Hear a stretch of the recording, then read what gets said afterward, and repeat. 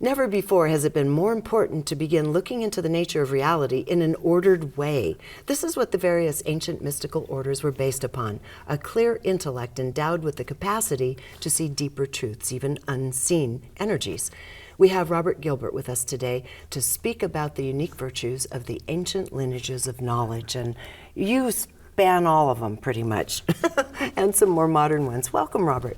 Great to be here. This is Thank the first you. time you've been on Gaia. It's the first time. Yeah. Yes. Well, you have a really fascinating story. Your site, Vesica.org, you really split it into science and spirituality. Yeah. And this is really big because this is who you are. But a lot of people don't understand that Rosicrucianism, Hermeticism, is really called occult science. Yes. People think you're going into the mysteries that are more nebulous and unseen without understanding. These are highly structured systems of information. Absolutely. Very scientifically based. So just for a moment, just finish that sentence off for me, because I want to get into this really kind of intriguing part of who you were before. Okay, great. Thank you. One thing that I often say about the current situation in metaphysics is that we live in an incredible time that is both a blessing and a curse. And the blessing of it is that we have access to esoteric information from an incredible range of traditions all over the planet, things that used to be very hidden, very secret, that in earlier times on the earth you'd have to spend your whole lifetime trying to access small bits of that knowledge. Yes. It's available now in an incredible flood. And so to have so much available to us is really such a gift. But it's a curse because a lot of it has come out in a very fragmented form. And so in modern metaphysics, we have to try to put together these fragments into a whole that makes sense to us.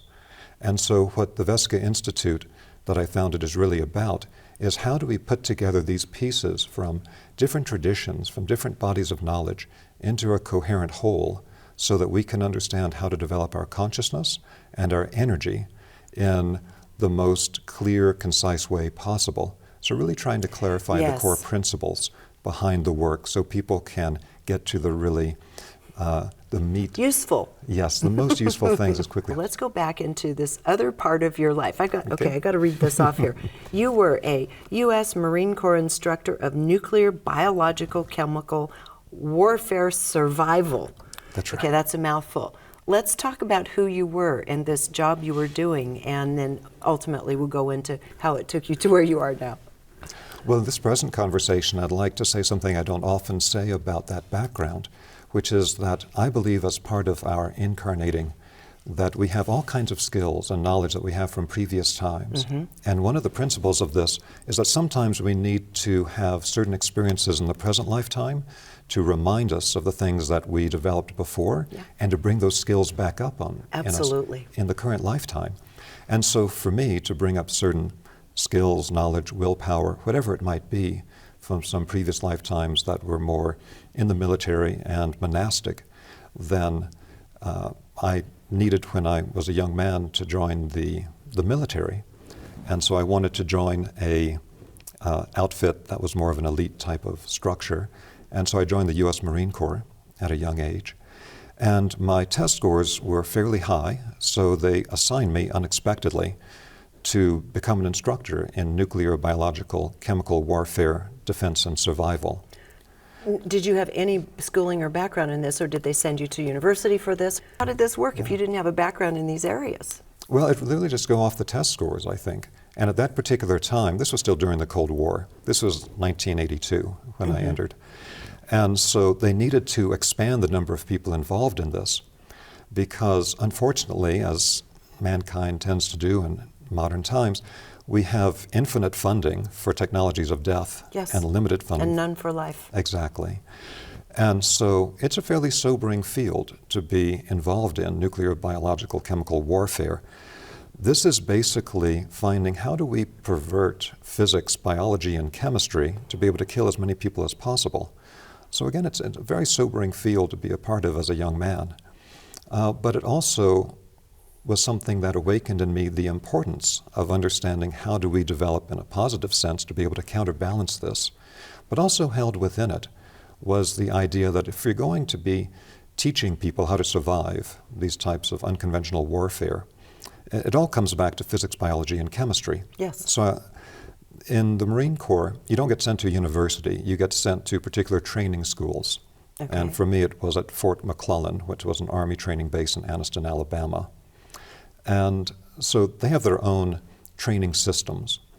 But once I got out of that training to become a teacher in this, I spent a lot of my own time going more deeply into the background of physics, biology, chemistry. And one thing that I found while I was in the military and studying these topics is that there were a whole series of studies that were based on geometric aspects of physics, biology, and chemistry that the general public is not aware of. We get presented with an image of these modern sciences that's almost completely mathematical or algebraic. And for the vast majority of people, that's very off-putting. They're traumatized by high school math, and they don't really want anything to do with that. And for example, I found one document that was sponsored by NATO, and it was a study of chemical structures from a purely geometric perspective. And I thought, this makes everything so clear. It's so easy to understand. A child could understand how these natural systems work based on the geometry of it. And over time, what this led me to was to study what the geometric basis was of modern physics, biology, and chemistry, and then to go back into ancient traditions and study what we think of today as sacred geometry, and find one-to-one matches between what's been rediscovered today in modern technology as the patterns that all of science is based on, and see how that was known thousands of years previously in other traditions. And if I could give one particular example that was very affecting for me, I was doing research, of course, into the Egyptian and the Pythagorean schools, and about the concepts of the Platonic geometry, Archimedean geometry. And so this all goes back to the perfect divisions of a sphere. The sphere is the perfect form in sacred geometry. And that's because the center, which is our gateway to the divine, has a boundary being created around it, which becomes the sphere of all of creation. And for a sphere, the distance between the divine center and the periphery of creation is equidistant in every direction. That's what makes the sphere the perfect form in sacred geometry. Every part of it is equidistant from the divine, from the center. And so the next issue that comes up in sacred geometry is, how do you divide that sphere into different forms that have different vibrational powers, or what they would call siddhas in the Indian tradition. So let me just stay with you for a moment here. Okay. So are you saying that all of the other forms of geometry are essentially embedded within the sphere? When you study the particular pathway that was taken in Greece, for example, coming out of Egypt, then they really start with the sphere and how do you divide the sphere. But we don't always explain what I just mentioned about why do they always say the sphere is the first form in sacred geometry. Which makes perfect sense. Of course, just look at the cosmos, look at anything. Exactly. And so the pathway they followed, again coming out of Egypt, was how do we then divide the sphere into equal parts that all have exactly the same shape face, all the same angles, etc. And of course there are 5 perfect divisions of the sphere that we call the Platonic solids. Now the thing about it that I found fascinating was in the old Greek times, they only made 4 of those forms public. And the 5th form, the form for the ether, which is the dodecahedron, a 12-sided form and every one of the faces is a pentagon, that form was kept secret. And they said, we cannot release this to the public. The dodecahedron has to stay secret because if it was to be misused as the key to the ether, the dynamic life force, it could unleash incredible forces of destruction that people can't even imagine. And so in the Pythagorean school and the later Platonic schools, you had to swear you'd never make public the form for the ether. The only place that you really see it described by Plato in his writings is when he says that the earth, when seen from above, looks like a 12-sided leather ball. And he's talking about the dodecahedral structure of the earth itself. Other than that, it's very secret. And so then I began to look at declassified photographs and documents. If you actually go to the work of people who are involved with the Manhattan Project. So for example, Professor Robert Moon from the University of Chicago, he later made public a model of the whole periodic table that's based on pure Platonic geometry. And so one particular element is based on the cube, another one is based on the cube developing further to the octahedron, etc. And so there are these models of the periodic table that's based on this type of classical geometry.